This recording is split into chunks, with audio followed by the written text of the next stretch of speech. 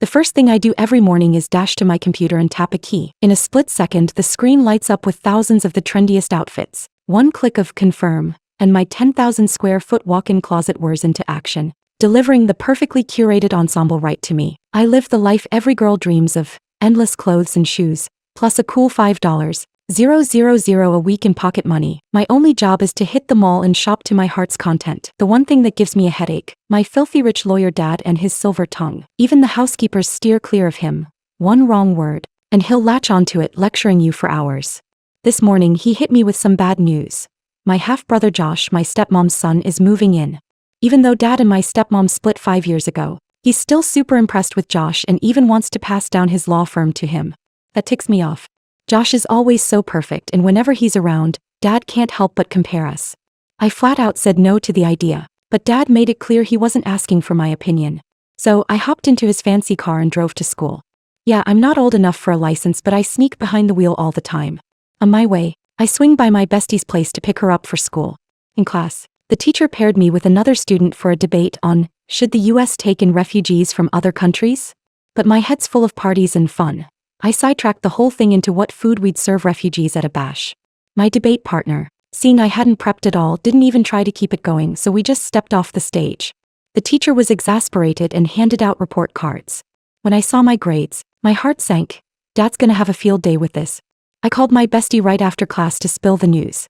Her grades were just as bad, which weirdly cheered me up. Misery loves company, right? When I got home, Josh was already there, bags and all. I straight up told him I didn't want him staying. Turns out, Josh isn't thrilled about being here either. He's already found a place near school and plans to move out soon. I flipped on the TV to my favorite cartoon, but Josh called it childish and switched to the news. I snatched the remote back and tuned it to my show. Josh said there's more to life than fashion and fun, and keeping up with the world is pretty cool too. I rolled my eyes at his preaching. Honestly, everything about Josh bugs me. To boost my grades, I begged my teachers to change my B's to A's. They all said no, especially my debate teacher, Mr. Wendell Hall, who insisted my performance didn't deserve it. I was in a funk. Shopping didn't even lift my spirits. When I vented to my bestie, she said Mr. Hall's just bitter because his life sucks, so I decided to do something to cheer him up.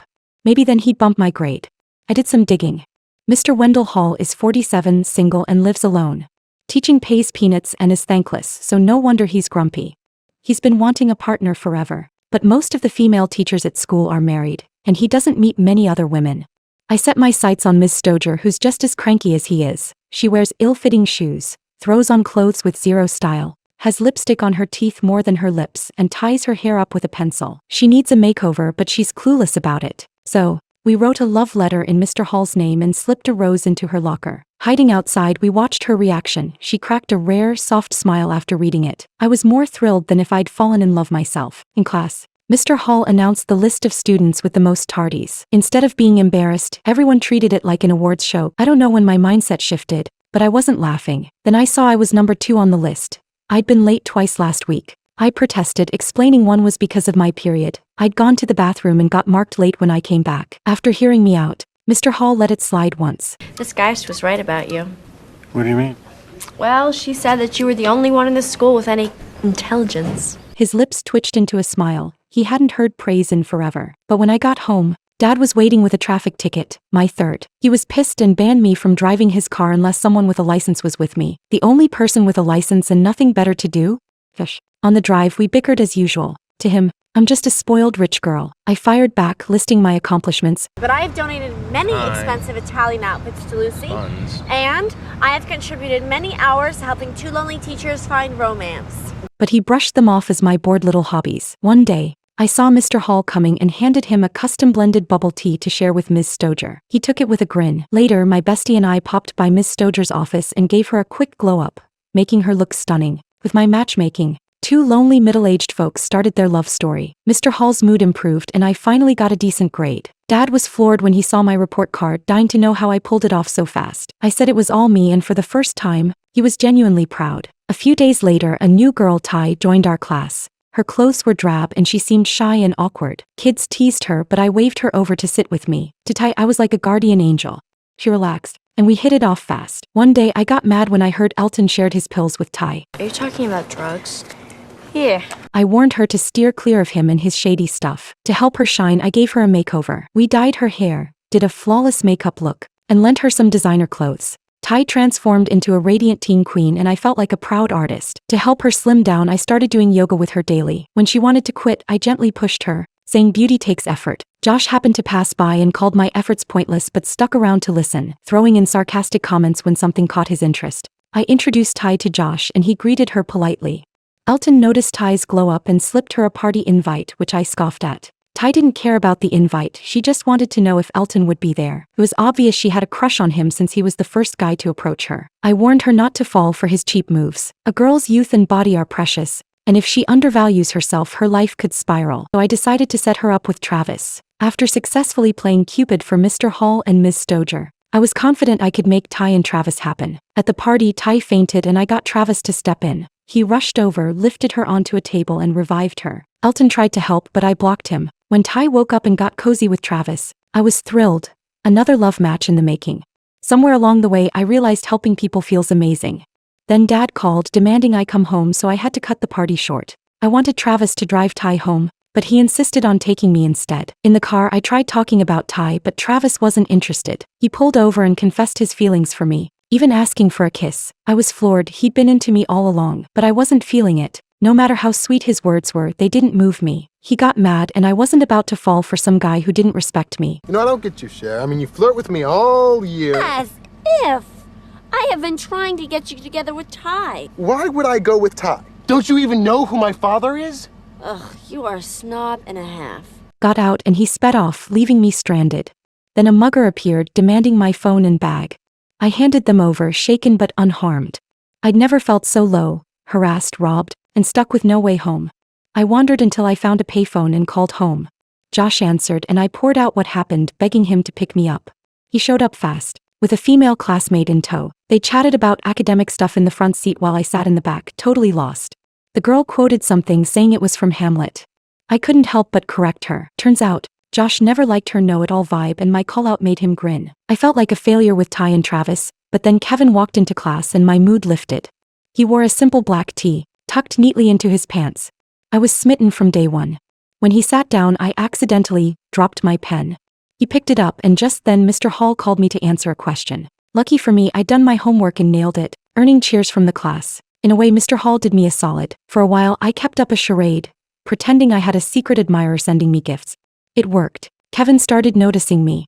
Then I wore a killer dress that hugged my curves and he finally asked me out to dinner. When the doorbell rang, I knew it was Kevin and asked Josh to get the door. Dad and Josh weren't thrilled to see a guy picking me up. I strutted downstairs in a white mini dress, feeling like a princess. Dad insisted I throw on a jacket before letting me leave. I grabbed Kevin's arm and headed out, not noticing Josh's disappointed look. Josh followed us to the bar where Tai showed up too. He spotted me, ran over, and tripped down the stairs. It wasn't a bad fall, but she was mortified. I reassured her no one cared. Josh walked in looking out of place. I didn't know why he was there and didn't care to ask. I hit the dance floor with Kevin, leaving Tai alone feeling awkward. Josh saw this and asked her to dance, which shocked me. He was just being kind, not wanting her to feel left out. After that, Josh and I got closer, chatting more often. I convinced him to move back home. It'd be easier for him to help Dad, plus it'd bring our family closer. He hesitated, worried about losing his freedom, but I talked him into it. My flirtation with Kevin stayed in this limbo of almost dating. No matter how much I dolled myself up or played coy, he wasn't biting. I wondered what was wrong until Murray clued me in. Kevin's gay. It clicked, and I let it go. One day shopping with friends, I spotted Tai chatting with two sketchy guys. I was confused. Why does she always hang with trouble? Then those guys nearly pushed her down some stairs. She screamed for help, drawing a crowd. Kevin swooped in, pulled her to safety and scared the guys off. Tai ran to me, clinging for comfort. But that incident made Tai the talk of the school. She leaned into it, exaggerating the story, claiming the guys were gang members. Everyone ate it up and she loved the spotlight. That's when I saw her vanity, and our friendship started to fade. Soon after, I turned 16 and my first mission was to get my driver's license. Nervous as hell, I clipped a car during the test. I begged the examiner for another shot, but he said no. I felt like a total failure, like the universe was against me. When I got home, Tai was there, laughing and playing hacky sack with Josh. Tai had a new crush, Josh. She thought he was charming and swore he liked her back, pointing to little signs. Hearing this, I felt a pang of jealousy and tried to change the subject. She kept going, so I bluntly said they weren't a good match. You don't think that we mesh well. I was like, why am I even listening to you to begin with? You're a virgin who can't drive. That's when I saw her true colors. I regretted pouring so much into helping her. Lately, everything made me doubt myself, like I was worthless, like no one liked me. Worst of all, the idea of Tai and Josh together made me sick. Logically, I should have been happy for my friend and brother. But I wasn't. I wandered the streets all day wrestling with it. By a fountain, it hit me, I'm in love with Josh. Every time we're together, my heart races, his words pull me in, and his smile makes me grin. But it felt wrong. Even though we're not blood-related and our parents are long divorced, it felt like betrayal. Plus, what if Tai was right and Josh liked her? I couldn't steal my friend's crush. I was torn. When I tried telling Dad, he called the guy a total idiot. He said I'm amazing and deserve anyone in the world. His words calmed me down. I decided I wouldn't stress over who Josh liked. Even if it wasn't me, I'd be fine. Single or not, I could live vibrantly. Sure, I'd envy cute couples sometimes, but I was happy and still wanted to help others when I could. Days later, Tai apologized and we made up. She confessed she was into Elton now and over Josh, which eased some of my guilt. At home, things with Josh got warmer, sweeter. Once, when I messed up some research, another assistant chewed me out. I ran off, humiliated. Josh jumped in, arguing with the guy. The assistant saw the vibe between us and stormed out, annoyed at our flirting on the job. I felt awful, but Josh comforted me, saying the assistant was just in a bad mood and taking it out on us. From his shy look, I saw how he felt. We finally opened up, admitted our feelings, and got together. Soon after, Mr. Hall and Ms. Stoger tied the knot. Everyone was touched by their story. I snagged Miss Stoger's bouquet with flair, and amidst the cheers, Josh and I shared a tender, lingering kiss. Real love isn't about scheming or control. It's about mutual understanding and admiration. I still love fashion and hanging with friends, but now I know what I want and what life's about. The road ahead might be tough with challenges waiting, but I'm not scared. I've learned to be myself and chase the life and love I want with courage. So if you're like the old me, lost about life or unsure about the future, don't worry. Pause, get to know yourself, and figure out what you truly want. Trust me, when you find your path and go for it, you'll see just how beautiful life can be.